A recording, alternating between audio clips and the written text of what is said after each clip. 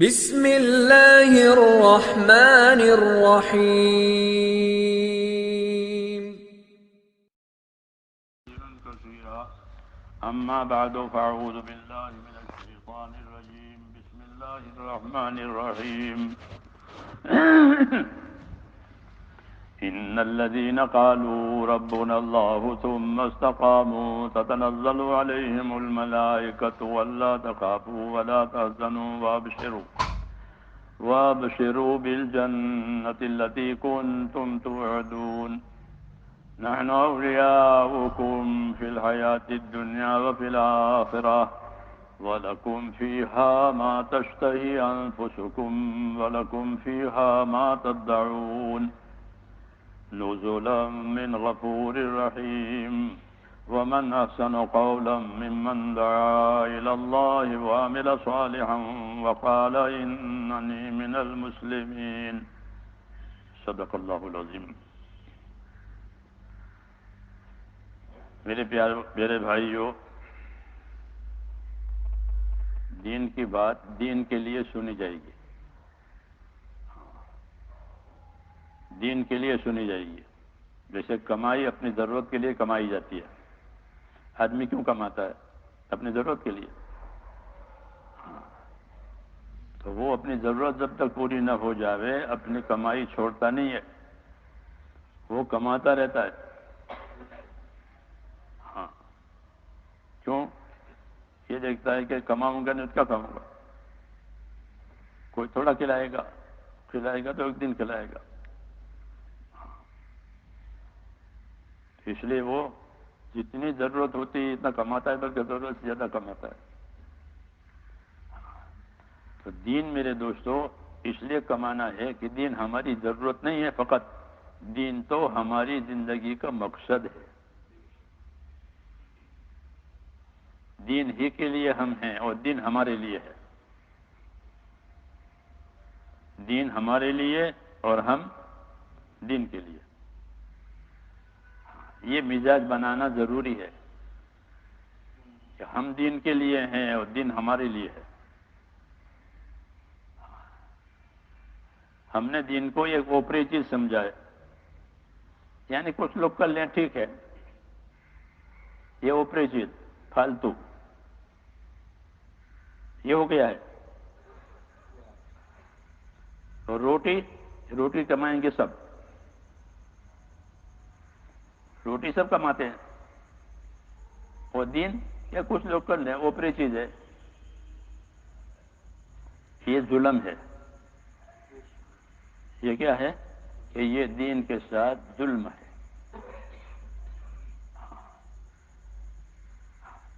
سمجھ آئی نا بات؟ اس لیے اس سے بہت زیادہ آگاہ رہنے چاہیے دین کے بارے میں کہ دین زندگی کا مقصد ہے. ہاں، یہ کھیلتے کھیلتے سوتے سوتے حاصل نہیں ہوگا. ہاں، جیسے روپیہ پیسہ سوتے سوتے کھیلتے کھیلتے حاصل ہوتا ہے؟ نہیں ہوتا. وہ تو آدمی اس میں اپنی طاقت لگاتا ہے. جی ہاں، طاقت لگا کے پیسے کماتا ہے. حالانکہ پیسوں سے ضرورت کا پوری ہو جانا کوئی ضروری نہیں ہے. بعض دفعہ پیسے ہوتے ہیں ضرورت پوری نہیں ہوتی. جی ہاں، لیکن کماتے ہیں. تو دین تو میرے دوستو ایسا ہے کہ جو ہماری زندگی کا اصلی مقصد ہے، زندگی کا اصلی کام ہے. وہی زندگی قیمتی ہے جو دین پر لگی. وہ جو دین پر نہیں لگی وہ زندگی قیمتی نہیں ہے. اس لیے اپنے آپ کو جان جگر سے دل کی طرف متوجہ کرنا چاہیے. اس کا راستہ یہ ہے کہ محنت کرے. جب محنت کرے گا تو اس کا دل متوجہ ہوگا. جس چیز کی محنت کرے گا اس کا نفع کھلے گا. کیوں بھائی سو رہے ہیں؟ یہاں بیٹھے بیٹھے سو گئے اتنی دیر میں؟ سونے کے لیے آئے تھے.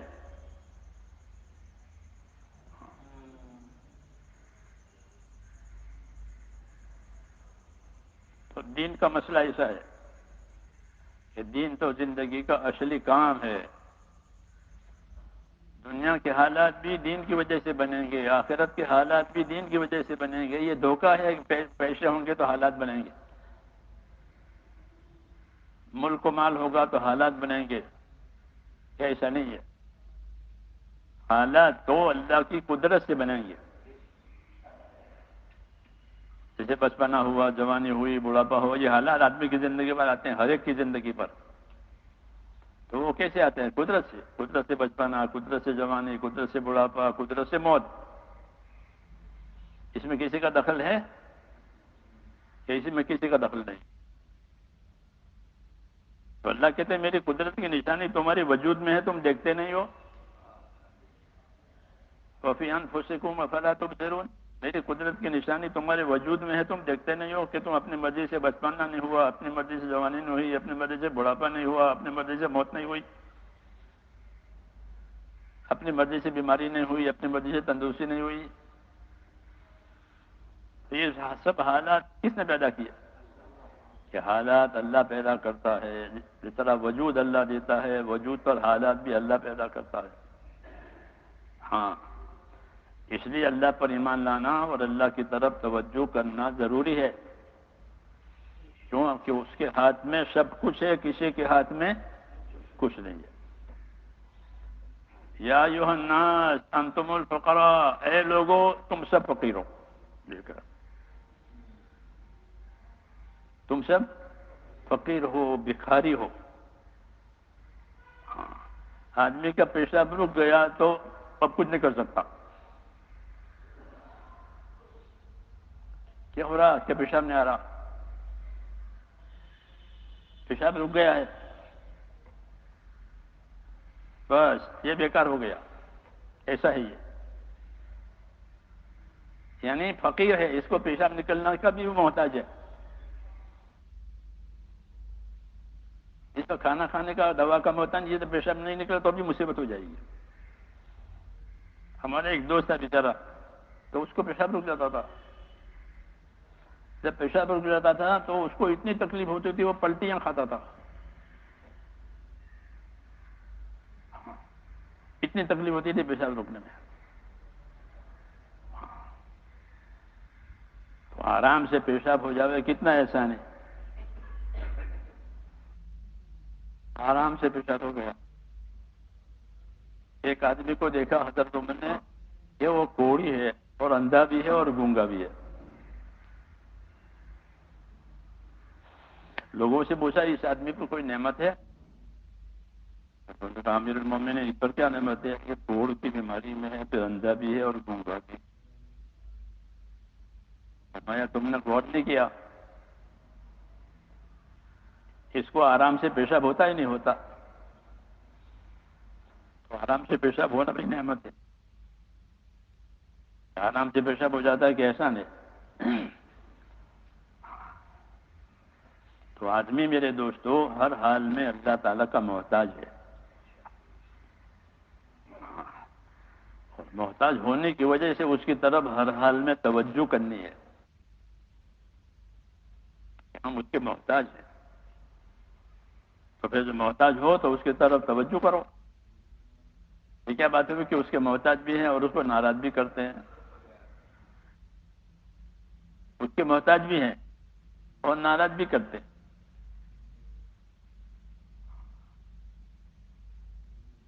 اس لیے میرے دوستو یہ زندگی پسند نہیں ہے کہ ہم اللہ کے محتاج بھی ہیں اور اللہ کو ناراض بھی کرتے ہیں۔ اس لیے یہ زندگی غلط ہے، اس زندگی کا مزاج صحیح نہیں ہے۔ اس لیے ہم کو اپنی زندگی بنانی ہے، اپنا مزاج بنانا ہے۔ اللہ تعالیٰ چاہتے ہیں کہ ہمارا مزاج بن جاوے۔ کیا بن جاوے؟ مزاج بنے۔ ایک مزاج ہوتا ہے حیوانوں کا، کھانا پینا، اپنی خواہشیں پوری کرنا، یہ ہر جانور کا مزاج ہے۔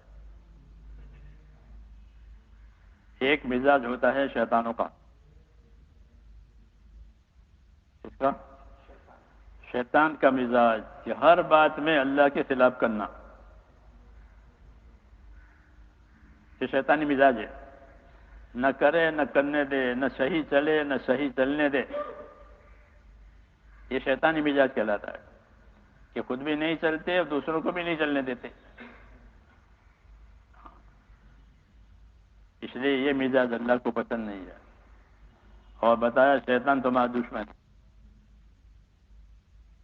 شیطان تمہارا دشمن ہے، اسے دشمنی کرو، اسے دوستی مت کرو. شیطانی مزاج یہ ہے، نہ کرے نہ کرنے دے، نہ مانے نہ ماننے دے، نہ صحیح چلے نہ صحیح چلنے دے. اور حیوان کے مزاج یہ ہے کہ اپنی مرضی پر کرے، بس جو جی میں آوے وہ کرے، جو جی میں آوے وہ کرے. کسی کو لات مارے، کسی کو کاٹے، کسی کو سینگ مارے، کسی کا کھا جاوے. کیوں؟ جانور. کہ یہ مزاج پسند نہیں اللہ کو. سمجھ میں آئی نا بات؟ تو کون سا مزاج بنانا ہے؟ کہ ایمانی مزاج بنانا ہے. کیا مزاج بنانا؟ ایمانی مزاج. کہ اللہ پر ایمان لا کر ایمانی مزاج بناؤ. ایمانی مزاج یہ ہے کہ اللہ جس کام سے راضی ہے وہ کرنا، اللہ جس کام سے ناراض ہے وہ نہیں کرنا. وہ ایمانی مزاج کہلاتا ہے. جب ایمان کی محنت کرے گا، ایمان کے راستے میں پھرے گا تو اس کا مزاج ایمانی بنے گا. ایمان کے راستے میں ایمانی مزاج بنتا ہے. کھانے پینے میں رہے گا تو حیوانی مزاج بنے گا، اپنا بھی کھا جائے گا دوسرے کا بھی کھا جائے گا، اپنا بھی دبا لے گا دوسرے کا بھی دبا لے گا. کیوں؟ حیوانی مزاج بنا ہوا ہے. اور زیادہ بگڑے گا تو یہ پھر شیطانی مزاج بنے گا. پھر نہ کرے نہ کرنے دے، نہ مانے نہ ماننے دے، بگاڑ یہاں تک چلا جائے گا. تو شیطان بھی دنیا میں اپنا گروپ بناتا ہے. کیا بناتا ہے؟ اپنی جماعت بناتا ہے. اپنی جماعت بناتا ہے. اور جماعت بنانے کا طریقہ اس کا یہ ہے کہ لوگوں کو منچاہی پر لگا دے. اس پر منچاہی کرو، بس منچاہی کرو، جو اچھا لگے وہ کرو، شوق پورا کرو. کیا پورا کرو؟ شوق پورا کرو. شوق ہے کہ ہم تو فلاں جگہ جائیں گے، ہمارے لیے ہم فلاں جگہ جائیں گے. کہ بھائی نہیں، شوق نہیں پورا کرنا، حکم پورا کرنا. کیا پورا کرنا؟ حکم پورا کرنا. یہ باتیں سمجھائی جاتی ہے کہ ہم حکم پورا کرنے والے ہیں، ہم حکموں پر چلیں گے، جو حکم ہوگا وہ کریں گے. تو کیا فائدہ ہوگا؟ کہ حکم پورا کرنے والوں کے ساتھ اللہ کی مدد ہوگی. حکم پورا کرنے والوں کے ساتھ اللہ کی حفاظت ہوگی. اللہ اپنی قدرت سے حفاظت کرے گا، اللہ اپنی قدرت سے مدد کرے گا، اللہ اپنی قدرت سے مقصد میں کامیابی دے گا. یہ کب ہوگا؟ جب حکم پورا کیا جائے گا. کہ ہم حکم والے ہیں. کیا والے ہیں؟ اس لیے میرے بھائیوں، حکم پورا کرنے والا مزاج بنانا ہے. اس کو ایمانی مزاج کہتے ہیں. کیا کہتے ہیں؟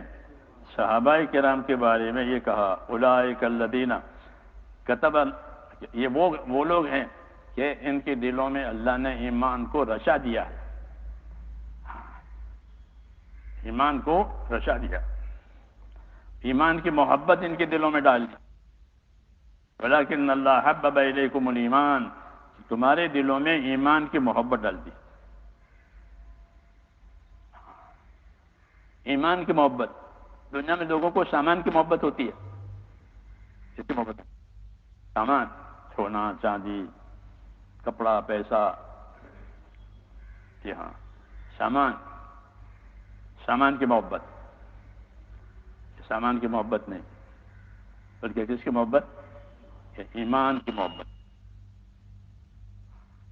جب ایمان سے محبت ہو جائے گی تو ایمان کے سارے کاموں سے محبت ہو جائے گی۔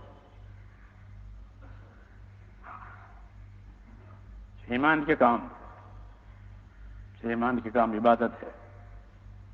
ایمان کا کام کیا ہے؟ کہ جو ایمان والا ہوگا عبادت کرے گا، تو عبادت سے محبت۔ نہیں تو آدمی کو آرام سے محبت ہوتی ہے اور مال سے محبت ہوتی ہے، یہ دو چیزیں۔ آرام سے محبت یہ ہر ایک کو ہوتی نہیں ہوتی؟ آرام سے محبت، کچھ کرنا نہیں پڑے۔ اور دوسرا کہ مال سے محبت، کیونکہ مال کی وجہ سے آرام ملتا ہے، مال کی وجہ سے آرام ملتا ہے۔ تو مال کی محبت، آرام کی محبت، ہاں یہ ہے، یہ ہوتی ہے۔ جب یہ صحیح محنت کرے گا تو اس کو ایمان سے محبت ہو جائے گی، وہ محبت نکل جائے گی۔ اور یہی مقصود ہے کہ گھر سے نکلنا نہیں ہے بلکہ دل سے دنیا کی محبت نکالنا ہے۔ گھر سے نکالنا نہیں ہے، گھر سے نکل کر کہاں جائے گا؟ گھر میں تو رہنا ہی رہنا ہے، بلکہ اس کے دل میں سے کیا نکل جاوے؟ ایمان کی، دنیا کی محبت نکل جاوے، بس یہ کامیاب ہو گیا۔ کیونکہ سارے گناہ دنیا کی محبت کی وجہ سے ہوتے ہیں۔ حب الدنیا راس کل خطیہ، دنیا کی محبت ہر خطا کی جڑ ہے۔ جتنے گناہ ہوتے ہیں وہ اس کی وجہ سے ہوتے ہیں۔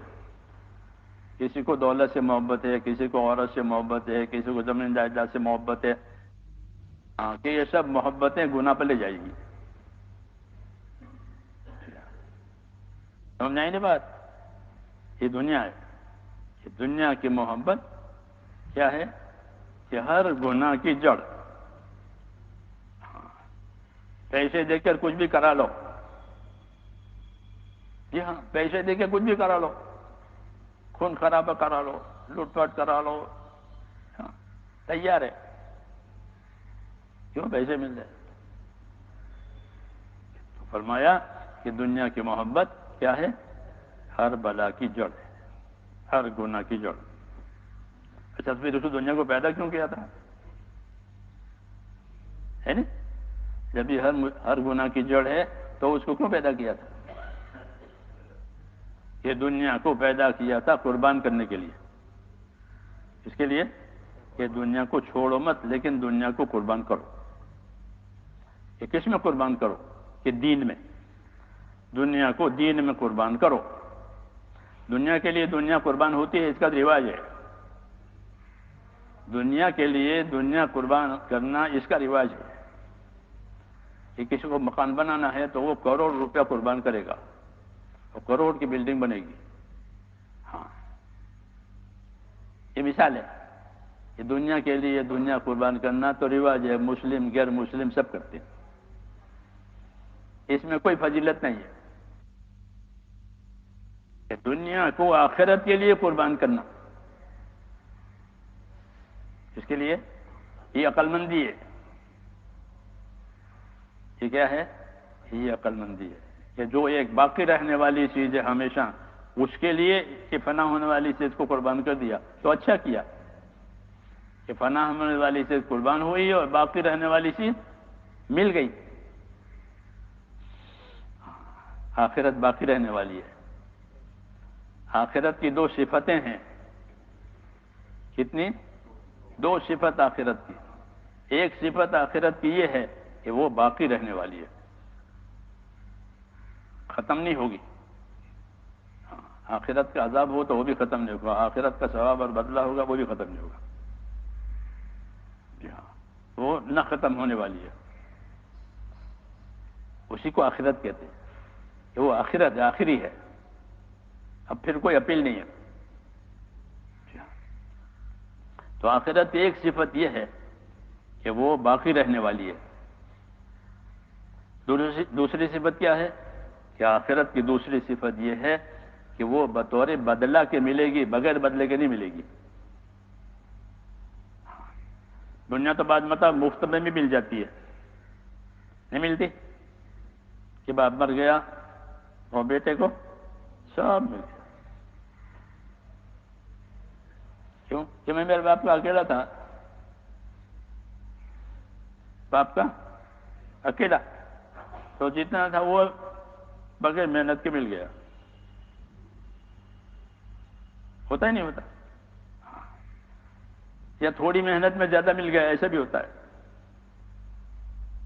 آخرت کے بارے میں یہ فرمایا کہ وہ بطور بدلہ کے ملے گی اور باقی رہے گی۔ دنیا میں ایسا نہیں ہے کہ وہ باقی رہے، چاہے کتنی ہو، باقی رہنا ہے۔ اس کا فنا ہونا طے ہوا ہے، اس کا ختم ہونا طے ہوا ہے۔ اس پر جو لوگ رہتے ہیں ان کا ختم ہونا بھی طے ہوا ہے۔ انسان ہو، حیوان ہو، جاڑ جنکاڑ ہو، کہ ان سب کا ختم ہونا طے ہے۔ کل من علیہا فان، کہ سب کا فنا ہونا طے ہے۔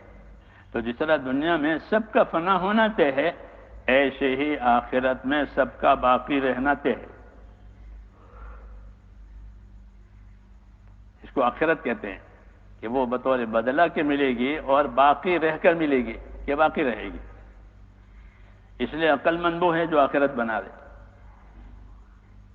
کیا بناوے؟ آخرت بناوے۔ اور آخرت بنانے میں ایسا ہوگا کہ اس کو دنیا کا نقصان برداشت کرنا پڑے گا۔ جیسے آدمی کوئی بڑی چیز بنانی ہے تو مالی نقصان برداشت کرتا ہے۔ علاج آ گیا، عمارت آ گئی، اس میں اتنی رقم لگے گی کہ ہاں لگا دو، برداشت کرتا ہے۔ کیوں؟ یہ نہیں برداشت کرے گا تو یہ چیز نہیں ملے گی۔ تو عارضی اور تھوڑے دیر کے نفع کے لیے وہ اس کو قربان کر دیتا ہے۔ تو آگے ہدایت دی کہ پھر جب اس کے لیے قربان کرتے ہو تو جو باقی رہنے والے ہے اس کے لیے بھی قربان کرو۔ حدیث شریف میں ہے کہ جو دنیا سے محبت کرے گا اپنے آخرت کا نقصان کرے گا، اور جو آخرت سے محبت کرے گا تو ظاہر میں اس کے دنیا کا نقصان ہوگا۔ تو نقصان ادھر بھی ہے، نقصان ادھر بھی ہے، یہی مطلب ہوا نا کہ نقصان ادھر بھی ہے اور ادھر بھی ہے۔ تو پھر کیا کرنا چاہیے؟ تو اس کی رہبری فرمائی، رہبری فرمائی۔ کیا رہبری فرمائی؟ کہ آتروا ما یبقى علی ما یفنی، کہ جو چیز باقی رہنے والی ہے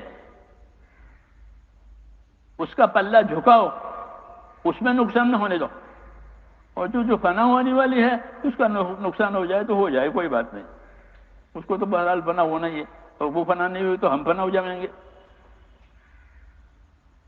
دنیا نہیں فنا ہوئی ہماری تو ہم بھی تو فنا ہو جائیں گے۔ تو کہا جس میں فنا ہے اس کا نقصان برداشت کر لو، جس میں بقا ہے اس کا نقصان برداشت مت کرو۔ یہ ہدایتیں دی ہے، سمجھ میں آئی نا بات؟ ہاں۔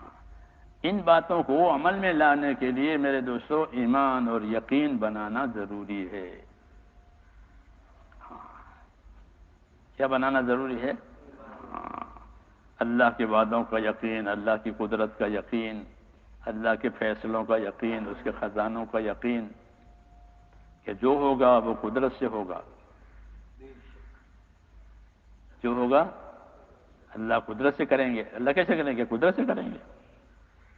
اور یہ چیز کیسے ملے گی؟ کہ اللہ کے خزانے سے ملے گی۔ اللہ کے خزانے میں سب کچھ ہے، اللہ کے خزانوں میں سب کچھ ہے۔ وَإِن مِّن شَيْءٍ إِلَّا عِندَنَا خَزَائِنُهُ، کوئی چیز ایسی نہیں جیسے خزانے ہمارے پاس نہ ہو۔ اور جو ظاہر کیا ہے دنیا میں وہ تو تھوڑا تھوڑا ہے، ورنہ ہمارے پاس جس کے خزانے ہیں،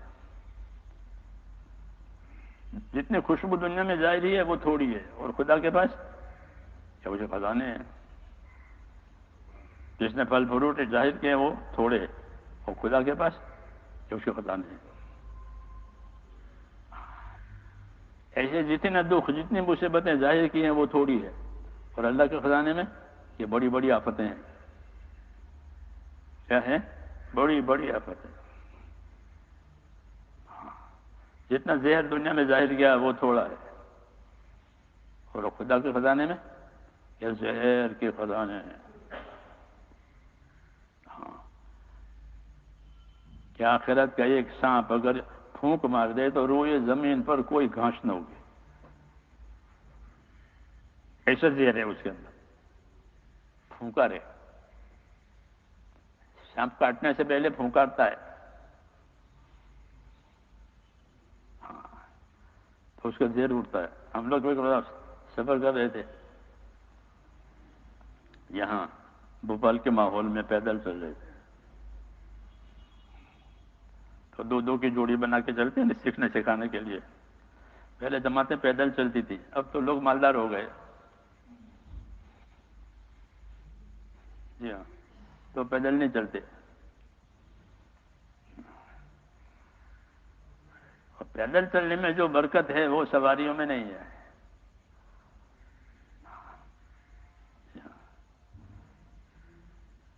تو چل رہے تھے جنگلوں میں مدھیہ پردیش. چلتے چلتے آگے دیکھا نہیں، بہت بڑا سانپ پڑا ہوا ہے. ڈر گئے کہ نہیں تم مرا ہوا ہے، مار ڈالا ہے کسی نے، مارا ہوا ہے. کچھ ساتھیوں نے بتایا کہ یہ وہ سانپ ہے کہ اگر یہ پھونک مارے تو آدمی کے بدن سڑنے لگتا ہے، اچھا نہیں ہوتا،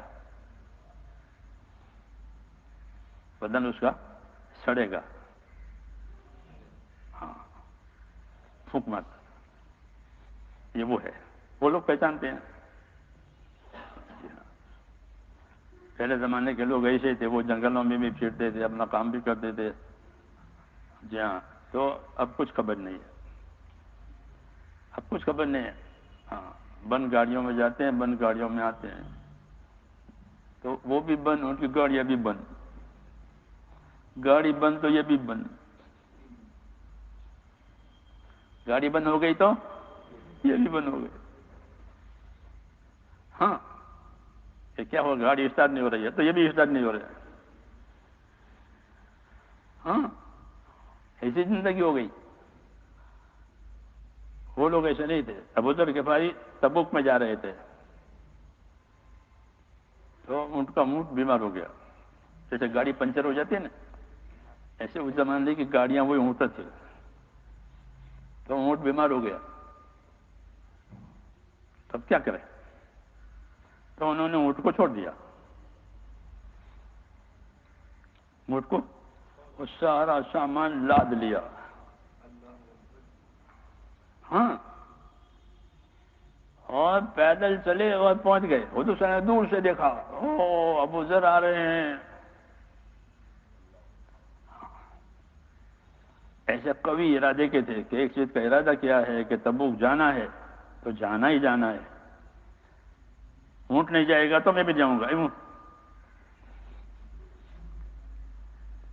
اونٹ نہیں جائے گا تو میں بھی، اونٹ نہیں جائے گا میں تو جاؤں گا. تو لاد لیا سارا سامان اور پہنچے. آپ نے دور سے دیکھا ابو ذر آ رہا ہے. ابو ذر سے حضور صلی اللہ علیہ وسلم بہت محبت کرتے تھے. ہاں، اور بہت وفادار بھی تھے. وہ ایک ایک بات چھوڑتے نہیں تھے ان کو ساری زندگی کے. مجھے یہ بتایا ہے، مجھے یہی بتایا ہے، مجھے یہ بتایا ہے. تو یہ زندگی تھی کہ کوئی چیز روکتی نہیں تھی، اپنے ارادے کے ساتھ چلے گئے. راحت سے، مصیبت سے، تکلیف سے. مقصد فوت نہ ہونا چاہیے. اس کو عزیمت کہتے ہیں. کیا کہتے ہیں؟ عزیمت، ارادے کا پکا. صحیح کام کرنا ہے اور کرتے رہنا ہے، یہ عزیمت کہلاتی ہے. صحیح کام کرنا ہے، رعایت نہیں، سہولت نہیں. ہاں، صحیح کام کرنا ہے اور کرتے رہنا ہے. ایک دفعہ نہیں بلکہ کرتے رہنا ہے. اس کو عزیمت کہتے ہیں. ایک تو سہولت سے کرے، جتنا ہوا ٹھیک، نہیں ہوا ٹھیک، یہ سہولتیں ہیں، اس میں کامیابی نہیں ہوتی، مقصد تک نہیں پہنچے گا۔